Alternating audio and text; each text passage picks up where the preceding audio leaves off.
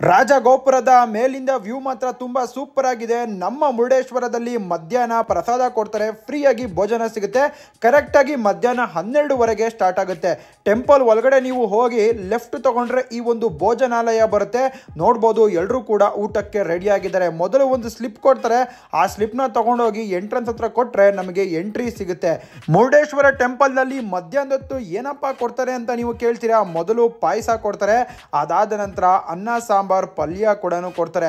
ಅನ್ನ ಸಾಂಬಾರ್ ಪಲ್ಯ ಹೇಗಿತ್ತು, ದೇವರ ಪ್ರಸಾದ ಮಾಡ್ಕೊಂಬೇಡಿ. ಯಾವುದೇ ಟೆಂಪಲ್ ಹೋದ್ರೂ ಕೂಡ ಪ್ರಸಾದ ಸಿಕ್ಕೇ ಸಿಗುತ್ತೆ. ಮುರುಡೇಶ್ವರದಲ್ಲೂ ಕೂಡ ಸಿಗುತ್ತೆ. ಕರೆಕ್ಟ್ ಆಗಿ 12ವರೆಗೆ ಅನ್ನ ಸಾಂಬಾರು ಪಲ್ಯ ಪಾಯಸ ಹೇಗಿತ್ತು, ಸಖತ್ತಾಗಿತ್ತು ಅಂತ ಹೇಳ್ತೀನಿ. ಅಮೃತ ಇದ್ದಂಗಿತ್ತು. ನಾನು 2ನೇ ಬಾರಿ ಕೂಡ ಹಾಕ್ಸ್ಕೊಂಡೆ ಅನ್ನ ಸಾಂಬಾರು ಪಾಯಸ. ಮುರುಡೇಶ್ವರದ ಟೆಂಪಲ್ ನೋಡೋದಕ್ಕೆ ಮಿನಿಮಮ್ 4 to 5 hours ಬೇಕು. ಬೆಳಗ್ಗೆ ನಾವು ಬಂದ್ವಿ, ಎಲ್ಲ ಸುತ್ತಿ ಸುಸ್ತಾದ್ವಿ, ಹೊಟ್ಟೆ ಕೂಡ ಹಸಿತಿತ್ತು. ಫೈನಲಿ ಊಟ ಕೂಡ ಮಾಡಿದ್ವಿ. ಪ್ರಸಾದ ಸಖತ್ತಾಗಿದೆ, ಡಿಫ್ರೆಂಟ್ ಟೇಸ್ಟ್ ನಲ್ಲೇ ಇದೆ. ವಿಡಿಯೋ ಇಷ್ಟ ಆದ್ರೆ ಲೈಕ್ ಮಾಡಿ.